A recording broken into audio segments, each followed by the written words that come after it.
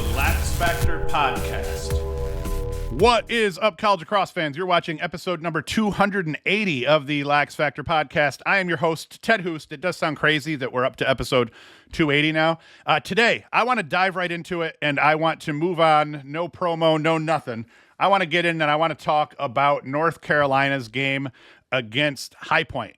The game of the day, by far, what we need to discuss here, because it's a serious problem, is Braden Maia is an absolute sicko for throwing that BTB pass down to Jack Sawyer, who's also a sicko, but less so of one, as it appeared that backhand that he stuck was kind of almost necessary in terms of his best option to score that game-winning goal. But really, we need to talk about the huge brass balls that Braden Maia is walking around campus with. For him to feel that comfortable that he can toss that pass in that situation and then have the audacity to drop it in Sawyer's breadbasket so cleanly, his friends must intervene.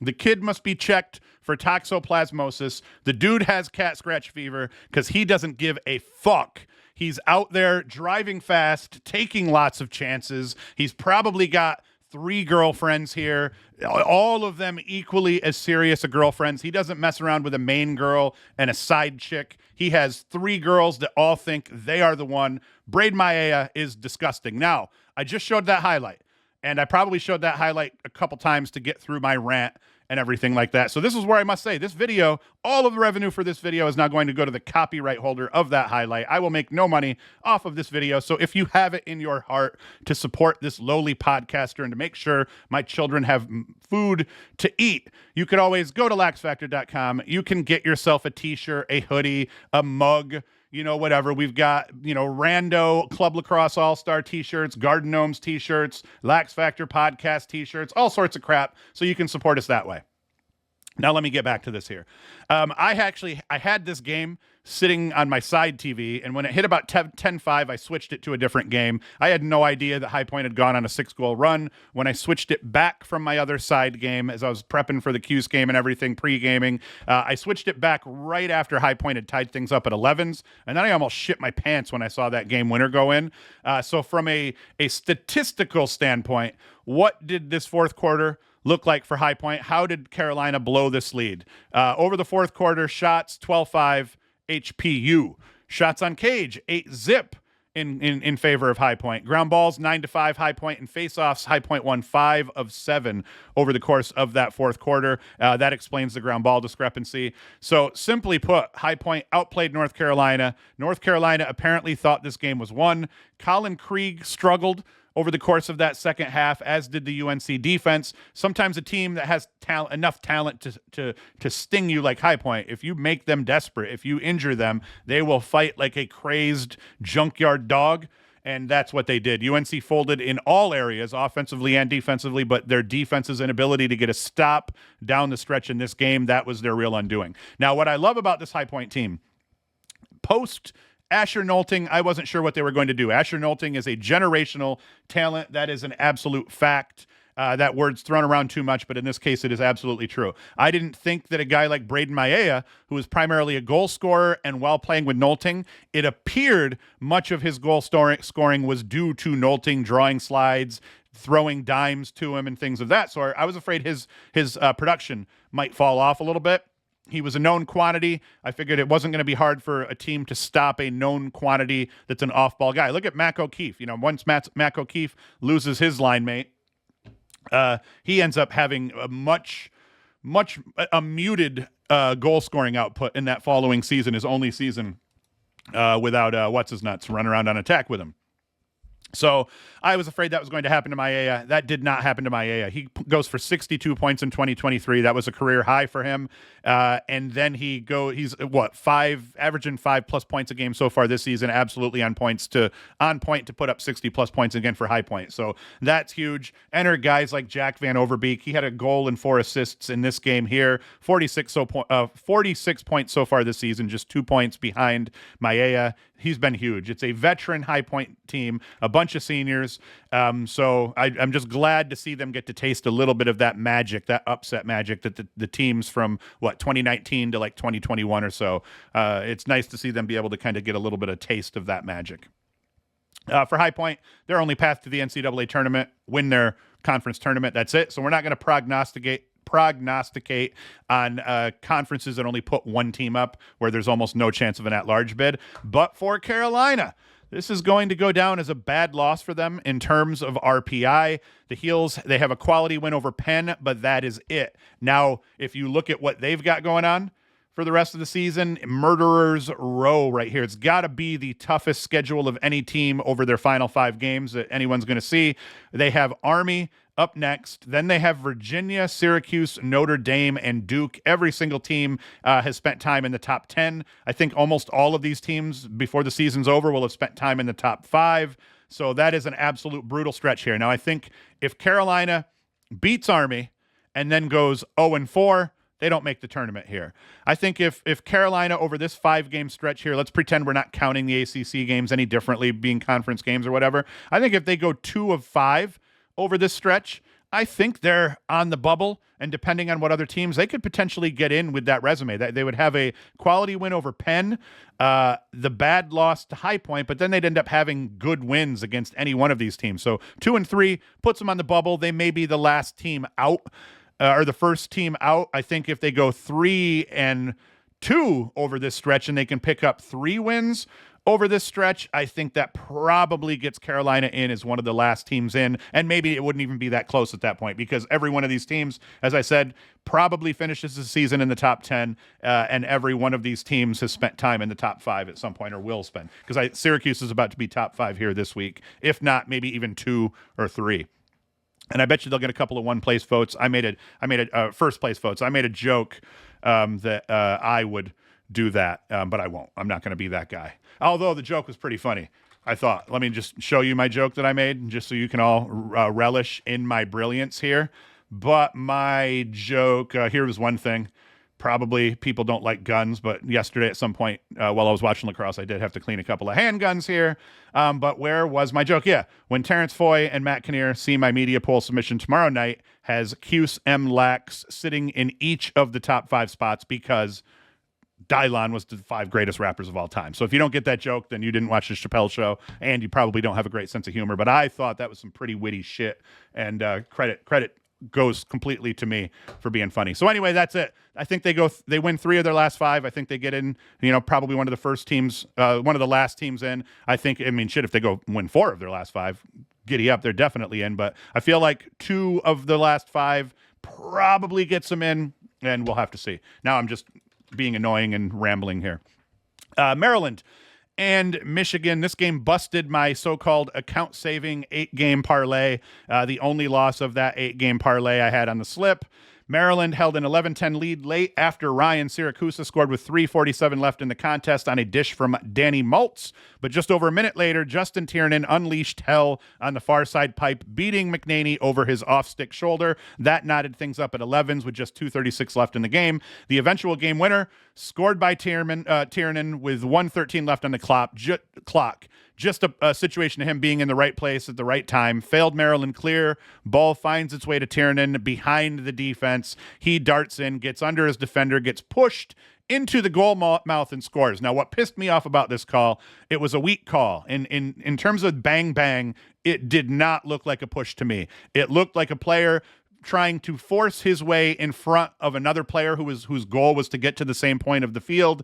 It looked like Tiernan fell into the goal mouth on his own with his own momentum. The Big Ten, being the morons they are, don't have replay. I do not think replay would have overturned the call. I think they had thrown the flag to cover their asses. It's a terrible rule, and every time a player now scores diving into the crease and into the goal mouth, or even just into the crease, the refs just throw a flag, so they can either call the goal mouth penalty on the player, or they can decide, was it a push, blah, blah, blah. I think it's a bullshit rule. It's stupid. They've got to fix it. Get rid of the goal mouth. If the player lands in the crease before the ball crosses the plane, count the goal, unless you have specific data you can show us that shows that it does put goalies at danger and that there have been injuries in the last decade that are considerable enough for us to have to put up with this stupid shit. I actually said a word that was completely unacceptable in my first time through recording this thing, and I had to re-record the entire thing over again because I was like, well, there's no way I can let that work its way into my lingo as I'm saying this. So moral of the story, it's dumb. Fix the problem and I'll move on from that. Regardless, now I don't want to take away from Michigan because the rule's dumb. Sick goal by Tiernan. What a game by Tiernan overall. Michigan wins the game. He finishes the game with 5 goals off 9 shots, put 6 of them on cage. Ryan Cohen, he adds 5 points to go with Tiernan's. He was 1-4 on the day. He shot poorly, but found some pals that were able to finish for him, so that works. At the faceoff dot, Justin Wheatfeld was big for Michigan. He wins 15 of 24 against Luke Weirman. Maryland has lost in the only 2 games where Weirman was below 50% now. Maryland has lost both of them. They did lose that other game to Virginia where Weirman was better than 50%. But either way, 2 games, Weirman's below 50%. Maryland has lost them both. For Maryland, they've now lost 3 of their last 4. Losses to Notre Dame and Virginia by themselves, those don't look too bad overall, but throw in this loss to Michigan, not terrible, just not great. And you also needed OT to beat Brown at home. So Maryland right now currently on notice. They have Penn State, Ohio State, Rutgers, and Hopkins left. None of those games are gimmies. Now, if you're the sort of person that loves to prognosticate and make yourself sound stupid, which I do, you can see a path where Maryland could potentially finish the season by splitting those last 4 games that they have here. Let's take a look over here.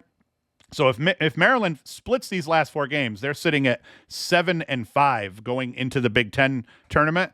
What happens if they go 7-6 and they lose in that first round of the Big Ten tournament? Does Maryland get an at-large bid still with the quality wins that they have over, let's say, Syracuse and Princeton? Maybe if Richmond and Loyola just continue to win out and they punch their tickets to the tournament, then you can make the argument they might have as many as 3 or 4 quality wins if they were to lose the wrong ones here. But I think that 2-2.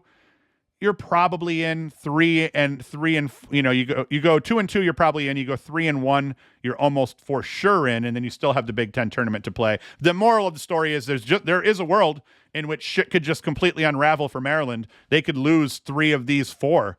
They're not in the tournament unless they win the Big Ten tournament at that point. I do not think that's going to happen. To all the Terps fans, I believe in this Maryland team. I think this Maryland team just had a bad game against Michigan, a Michigan team that's good and played well on the day. I think that your chances of going 2-2 over this stretch are almost guaranteed. And I think there's a really good argument to make that they could probably go 3-1 over the stretch. But either way, they have the Big Ten tournament as a buffer. I think Maryland will probably, at the end of the day, be in the tournament, but this is definitely not what they're used to. They're not used to coming into their last 4 games saying, all right, hey, we got to win some shit to even get in, which is now the case because of these 3 losses here. And like I said, the Notre Dame loss and the Virginia loss doesn't really hurt them that bad, but you also have to stack quality wins, and that's what Maryland's going to be looking to do moving forward here.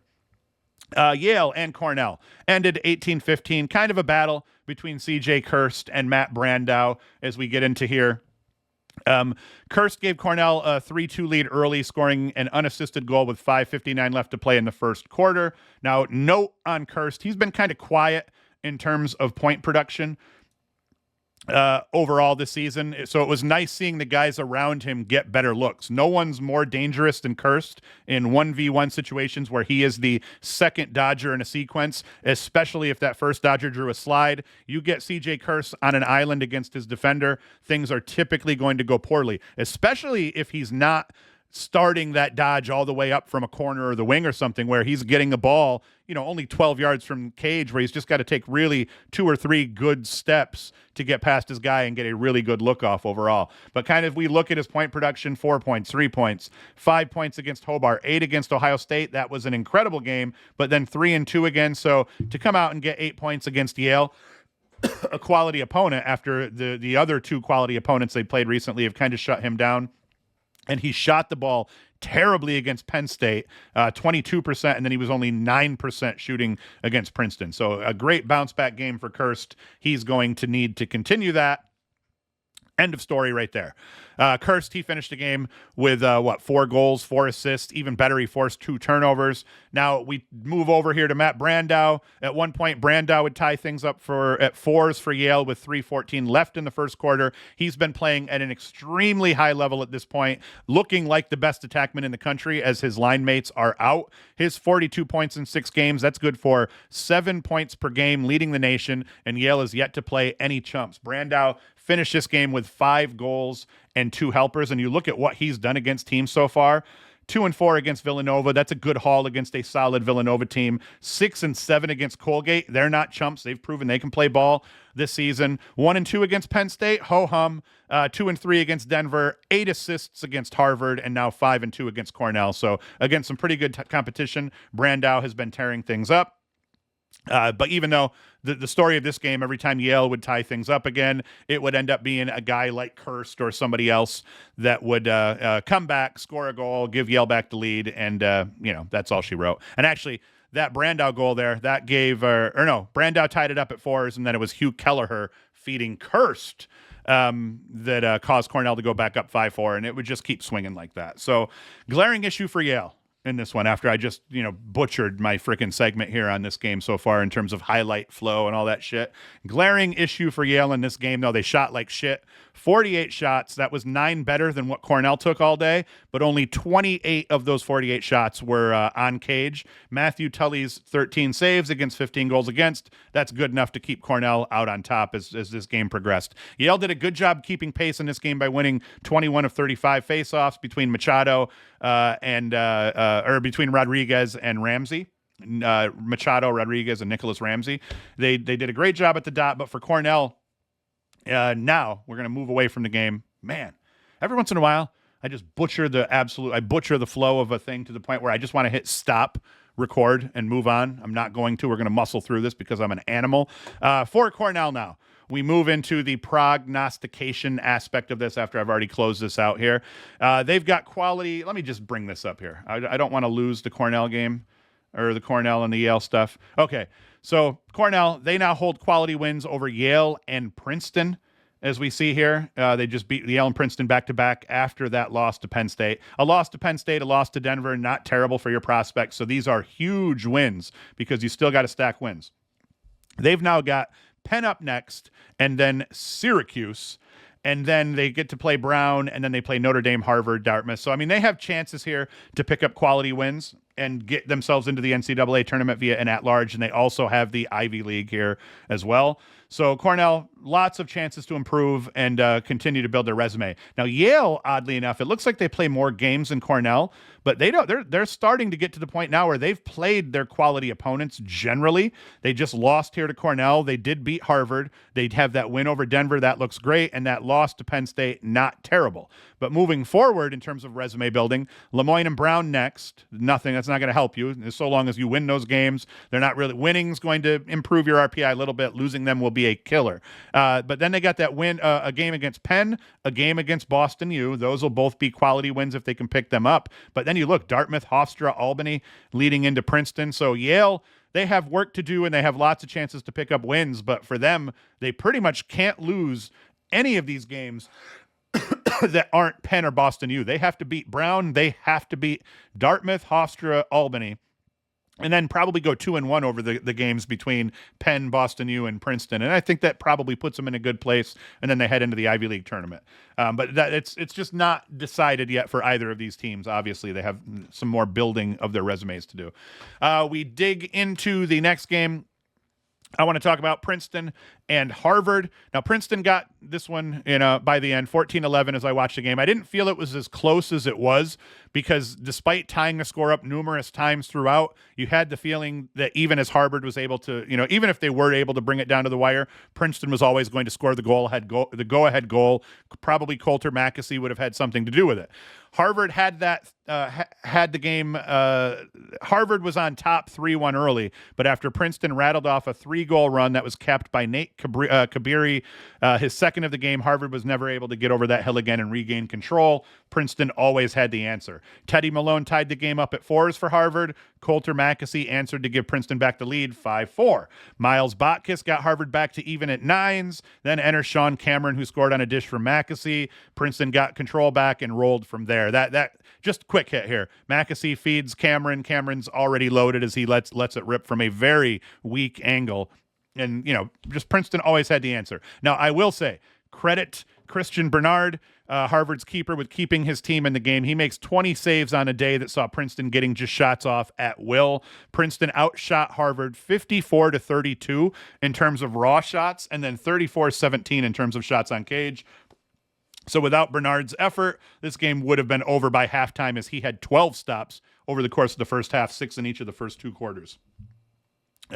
Harvard's man down unit, they stopped Princeton 4 of 5 times overall. Princeton was only 1 of 5 on the extra man looks. That also helped Harvard keep pace a little bit. The moral of my story here is I don't think this game was as close as it was. Harvard battled valiantly, but I think that there was a lot to be said about Bernard keeping his team in the game, and then Harvard just, doing well in that extra man scenario, which also just kept a couple more goals of Princeton's off the scoreboard. But, you figure Princeton even just hits their average in terms of extra man. Now it's a 15-11 score, maybe 15-10, something like that. For Princeton, their only signature win thus far is over North Carolina. They got that loss to Duke that does not look great because they got their dicks kicked in, but then Rutgers, they beat Rutgers, they lose to Cornell, they beat Harvard here. So their chances are running out. They've got Dartmouth, Lehigh, and Brown leading into Penn and Yale. So in terms of picking up quality wins, they have to win every single one of these games if they want any shot at an at-large. I think if Princeton were to lose any one of these games, that's going to shoot them in the foot for the at-large, because then they'd almost have to beat Penn and Yale, which is going to be a tall task coming in. Now, they're probably going to have the Ivy League tournament as play-ins as well, but Princeton needs to rattle off 3 straight wins now heading into that Penn and Yale, those Penn and Yale games to end their season, and I think they'll have to at least split those games to have a chance at an at-large. For Harvard, Harvard I don't think has a chance at an at-large. I shouldn't say it that way. Harvard has a chance at an at-large if they can go undefeated through the remainder of the season. I think Harvard gets an at-large no matter what. They'd beat if they can get a win over Virginia, Penn, and Cornell. That's probably a tournament level resume, and they'd probably get in. They're not going to do that though. Harvard has played a weak schedule thus far. They were able to get to 6-0 because of that weak schedule early in the season, and then they've lost to the first, and that Michigan game, that's a decent win, especially now that Michigan just beat Maryland. So I'll take that back. They played a weak schedule up until their last 3 games, but they've only won 1 of those last 3. So they've got to do some damage here. A win over Virginia will look really good. I don't think that's going to happen, so it's going to come down to Ivy League play for them. Hobart and Syracuse. Now, Hobart did a great job defensively all game long, limiting Syracuse's offense and contesting the bulk of their shots. The outcome was about what I expected it to be. I probably figured maybe 15-7, 15-8, somewhere in there. But the weather obviously didn't help either team's output either. Credit Adam Shea, Mike Valent, who did a good job making sure Hobart didn't get wrecked at the faceoff dot. The way this score went, first half, Hobart won 8 of 13 draws, and that stat tracked with the 6-5 halftime score, 1 goal advantage to Syracuse at the half. Second half, Cone and Mullins, they go to work. They flip the battle at the dot in favor of the Orange. They win 8 of 11 over the course of the second half, and then that was all she wrote, is that possession advantage just bled into that 13-7 win for Syracuse. Now, for Syracuse, I've already seen the Joey Spallina Boo Birds running around getting all hype because Joey Spallina finished his game with no goals, 3 assists off 4 shots. They made the claim that it looked like he was uninterested and didn't care about being on the field. I disagree here. I think the reality is Spallina's doing what he needs to do to help his team stack victories, and I think he's not doing too much, and people want him to do too much. But when you do too much and you're getting every team's best defender and you're getting all of the attention, if you do too much, you're going to shoot yourself in the foot and it is going to hurt your team. And I think over this stretch, Spallina has done enough. I think he's played within himself. He's let the game come to him. It isn't like Syracuse doesn't have killers all over the field offensively. So I actually was pleased with him letting the game come to him on a day when other guys were able to put points up here. We see Moulet had 3 goals. Leo goes 1-2 on the day. English goes 2-1. I think also a factor in terms of the Syracuse offensive flow in this one, Owen Hiltz did not play, has a lower injury, probably like an ankle injury or something like that. He's apparently day-to-day. He apparently could have played in this game. They just chose to keep him out, get him ready for Notre Dame. I felt like you could tell the offense had a slightly harder time keeping their shit together here without Hiltz. The weather probably played into that, but if you watch these games, you will see often Hiltz managing the offense, Hiltz pointing around the field, Hiltz getting the ball after a clear, settling it down, making sure everyone's in their spot. He's also a better dodger than Trey Deer is, at least at this point in Trey Deer's career. Deer looked like he was trying to not do too much as well, so that could change. If Deer got more time under his belt, he might too become more aggressive in terms of trying to score goals off that left wing. But I felt like not having Hiltz there hurt. It was great though seeing Deer come in. He shoots 2 for 4, has his first two goals of his career, so I thought that was awesome. Billy Dwan had 2 goals on the day. That was great to see, as he's both playing excellent defense and getting himself some points in transition. So now for Syracuse, if we're going to dig into their chances to make the NCAA tournament, and they have 4 games left here, I feel like they almost have a resume that gets them in. You've got the wins. Oh, you got the losses to Maryland and Army. Probably don't hurt you too bad. Those wins over Hopkins and Duke are huge. The win over Delaware is not terrible, depending on how Delaware finishes up. And then they still have 4 games left to pick up another quality win. I feel like if Syracuse goes 1-3 over their final 4 games, and they have the ACC tournament is back. It does not get them an automatic qualifier, but it does get them another chance at a quality win. I feel like if they go 1-3 over this final stretch here, they're probably the last team in at this point. If they go 2-2 over this stretch here, I feel like they're almost guaranteed a spot, depending on how it plays out here. I feel like if their only win over the stretch comes against Carolina, that's probably not going to be great for them. So if they go 1-3 over the stretch with a win over Carolina, they're on the bubble, I feel like, to a degree. And I think they probably get in. If they go 2-2 over the stretch, it doesn't matter. I don't think how it splits up. I think they're good to go. Because if they beat Notre Dame and Virginia and then lose to Carolina and Cornell, not great losses in those 2 cases, but those wins would propel them in.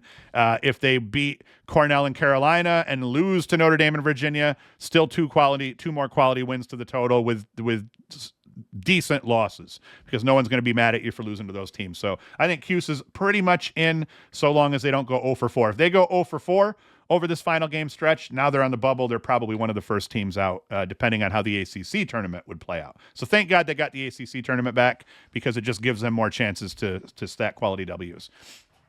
Boston U Army. This game didn't surprise me. I couldn't bet on this game because Army is in New York, and I can't bet on any games that take place in New York. But if I would have picked Boston U to cover, which would have won me this bet. I did not expect Boston U to actually beat Army, but I felt like if there were games that you could say, hey, upset alert on the horizon here, this was one of the big games, because at 7-1, I just didn't have the feeling that Army really was the number 1 team in the country. I was one of the 3 media poll voters that gave the number 1 nod to Notre Dame, which even I didn't feel great about overall.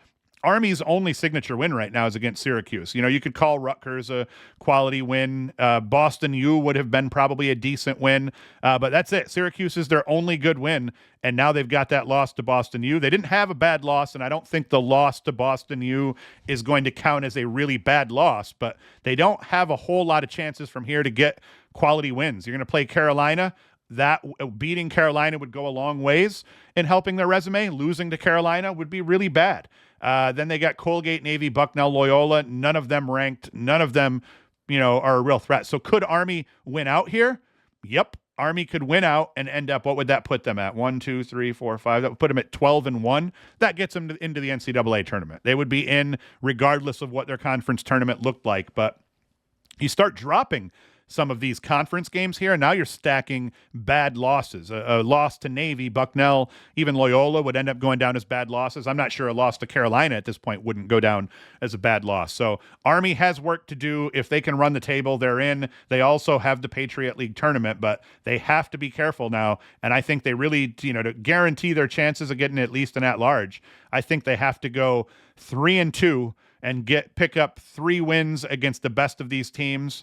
I don't even know how it's going to break out, because actually if you end up losing to the shitheads, you might not get in either. So Army has some work to do. I'm going to sit down here after I upload this episode and start trying to figure out up to before the games get played today, where am I at? And then I got to submit my poll tonight. So Army, I'm going to drop them quite a bit. I'll probably drop Army down as low as 5, maybe even 7, depending on what happens between Duke, Denver, and some of the other games that are being played today. So we'll see how that goes.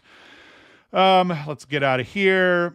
Richmond, this game, I'm only talking about it because I had lost my 8-game parlay, which was supposed to be my DraftKings account savior. So this game, I put everything on the line that was the remainder of my balance in my DraftKings account, and Georgetown ended up winning me to keep me alive here so I can bet another day. So yeah, they end up beating Richmond. This one I thought was a weird. Richmond was favored in this one. I found that odd, so I took Georgetown both. I took a bet out on Georgetown on the money line and on Georgetown to cover in this one. So I just thought that was odd. And, Alexander Vardaro, the Princeton transfer, he shows up. He goes for 5 goals. We run in here into the goalie battle. Anderson Moore has himself a game, 64% between the pipes for Georgetown. And then we dive into the face-off battle. James Ball dominated him. So actually, considering all of those things, it's surprising the score is that close. But yeah, I figured Georgetown would win that game. I took them every way I could in terms of betting situation, and it kept my DraftKings account alive. My balance is not zero. I stink. This game was originally the game I was sweating here, St. Joe's and Providence, because my 8-game parlay included St. Joe's on here, and St. Joe's goes down late. They have to tie it up late on a crazy goal with like 3 seconds left. They get a look in overtime, don't get a good shot off. Now Providence has the ball. They get a stop, come back down, score the game winner here. That was awesome. I will say, Torrin Eccleston, I believe he's a midfield. Is he a midfielder or an attackman? Either way, he dodged a lot from out top. 4 goals. That dude's he looks dirty. We know Carter Page is dirty. We know Levi Anderson's slow, big, and lumbering, but he can put up points. But I'm a big fan of this Torrin Eccleston after watching this game here. And St. Joe's, in terms of goalies, holy shit, Tommy Gross had a gross day. 2 saves against 11 goals against. That's absolutely atrocious. And face-off dot, Gavin Ty, Virginia transfer. Actually, I think he played at Virginia, then he might have, or maybe he played at Maryland, transferred to Virginia. Maybe it was Virginia, then Maryland. So the dude's a journeyman, but he's had success this year here at the face-off dot for St. Joe's, winning 48%. But he's played against some really good competition. So 76% here, and then 57% against Penn. That's not terrible, but either way, that game kept my parlay alive. It didn't matter because Maryland lost and screwed me over terribly. Virginia beat the ever-living shit out of Drexel. Peyton Cormier goes for 6 goals on the day. Schellenberger 1 and 2. And you see this a lot now. Guys like Schellenberger, guys like O'Neill, they're going to be prone to having down games. You see a lot more than you did in the old days of really good players, sometimes the top 5 guys in the country, going out in a game like O'Neill did against Syracuse and just having a down game. The way that defense is played today is different than the way that defense was played more than that, like 20 years ago. So I heard mention like the Powell brothers never got shut down. And it's like, well, that's not true. Mike Powell, by the time he was doing battle with the Princeton teams that changed how defense is played because of Bill Tierney, he did have some more down games against teams like that, because it went from being, hey, you got 1 or 2 slides back in the 80s and the early 90s to, by the end of the 90s, you were getting 3 and 4 slides deep. And that was because Princeton figured out how to slow the pace of play through crazy defensive schemes that involved all 6 guys being involved in the rotations and the help defense. And that change in how help defense was played lowered the scores of games to the point that we had the shot clock. So the fact we even needed a shot clock in the sport of lacrosse tells you that the way defense is being played changed. And part of that is it does put you in a position where some of these just sickos like Schellenberger, O'Neill, you name them, that they can be stopped and bottled up a little bit more. And especially throw in the fact that these players also have dudes around them that are all killers. At times they're going to be willing to play second fiddle when you know you've got a killer that can pick up the slack for you on a day that you're not having a great day, or on a day that you have a defender that's just an absolute monster beating you up. And in this case, it was just, he didn't need to put up a bunch of points. He didn't. Peyton Cormier did. Griffin Schutz put up a bunch of points. That's going to be dangerous for teams moving forward in terms of Virginia, is when Griffin Schutz starts playing like this. 1 goal against Michigan. Or no, 2 points against Michigan. Quiet here.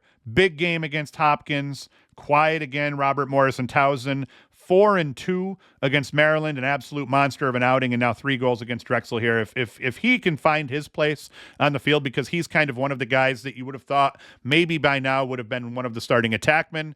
It doesn't pan out because they just keep bringing just filthy dudes in. So now he's playing midfield, trying to find his role. I mean, if he can start playing well and start finding the back of the net for this Virginia team, it's going to be trouble across the board here. Albany They beat Vermont. I watched this a little bit. I like Silas Richmond. I just want to say that. I am a big Silas Richmond fan. The dude scores goals. The dude scores highlight reel goals. The guy's been getting it done here lately. What did he have here? 7 goals against Virginia. Monster day. That kind of put me like, oh, shit, man. Silas Richmond's tearing it up. And now 4-1 against Vermont in a win. So credit to that kid. He's literally the only reason I wanted to talk about that game. But that is oh, wait. No. Hold on. We got to talk about Pisano, too. Where'd it go? Did I lose it? Oh, I'm just reloading the same page here. Let's move away and let's go down. Pisano. Okay, he only had an assist here. So his outing today was a little bit pedestrian, but against Virginia, the long pole midfielder, 2 goals against Virginia, ended up guarding Schellenberger. Like the dude, he's just a filthy future pro. I know guys are blowing him up, but that name, you are going to hear his name being called over and over again at the pro lengths. The dude is an absolute killer, and he's proven that. All right, moving on here. Loyola, Lafayette, ho-hum, 18-10, Loyola beats Lafayette. I only talk about it once again because it was one of the games that was in my parlay. And Minikis, 4-5 on the day. Evan James, 3-3. That attack for Loyola, depending on the competition, they tear it up. If they could play consistent lacrosse, Loyola down the stretch will have, they could be a scary team. And that's kind of how Loyola's been. Loyola hasn't had the best regular seasons since the Pat Spencer days, but it hasn't stopped them from making the tournament here and there and being a danger. So their attack just needs to be more consistent, and that kind of shit will continue. They've got Lehigh, Bucknell, Holy Cross, Navy, and Army up. So 3 very winnable games leading into their season-ending games against Navy and Army.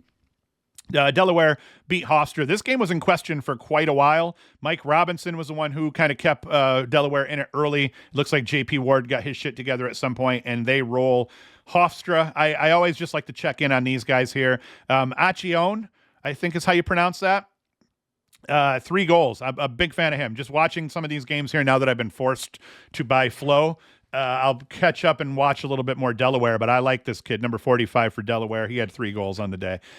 Dartmouth and Penn, once again, part of my parlay. I mention it for that reason here, but because we're kind of getting into Ivy League play, and Penn and what they do is going to play into the RPI for a lot of other teams, even outside of that conference here. I just wanted to touch on it and the fact that Penn did end up winning this game, but Dartmouth kept it interesting for much longer than anyone did, and it's Tynan Walsh for Penn, who goes 4-1. And they win this game. Did Carroll struggle? I mean, Carroll didn't struggle. I was just trying to figure out and see if there was anything statistically that stuck out that made this look rough. I think the weather, that's obviously a huge factor in this one. The weather was absolutely fucking atrocious in this game, so I'm sure that played. But hey, Penn guts out a win in terrible weather.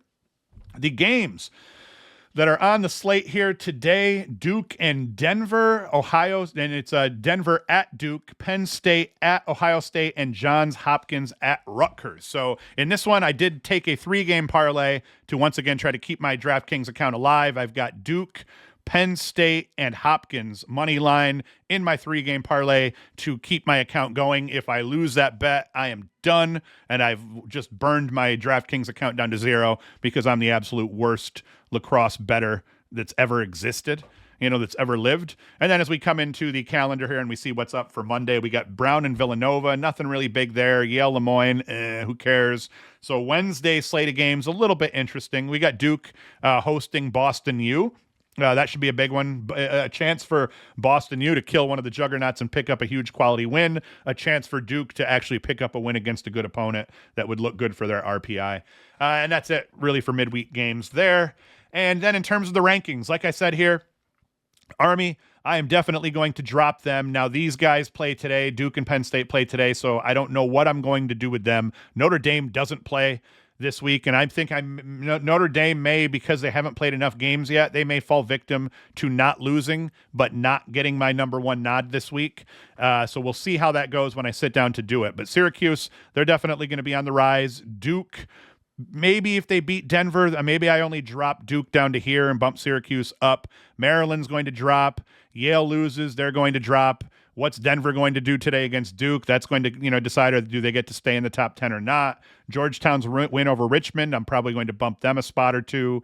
So, these are all the things. Hopkins, once again, they have what they do today will determine how I sort this out. So I have a lot of work to do here after I set this up, trying to figure out my poll vote. And that's it. As always, be sure to like, subscribe, hit the notification bell if you're watching on YouTube. You can go to LaxFactor.com. You can get t-shirts, hoodies, hats, shorts, beer glasses, coffee mugs, you name it. The t-shirts tend to be the best sellers, so get yourself a t-shirt if you want to support the channel, especially when I get forced to put BTB assists, highlights in a BTB assist that end up, resulting in upset wins and shit like that. So you can go to LaxFactor.com, support us that way. And that's it.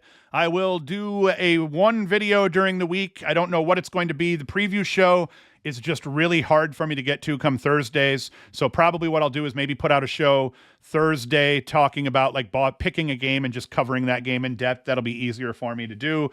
But I'm just going to try to stick with Sunday show as we're doing it. And then during the week, I'm going to try to get any level of show out to talk about things. It'll just vary in terms of what day I end up getting them out. Work has been absolutely brutal. So whenever I've disappeared and you've expected a show and you didn't get it, I apologize. But like I said, the podcast doesn't pay me all that much money.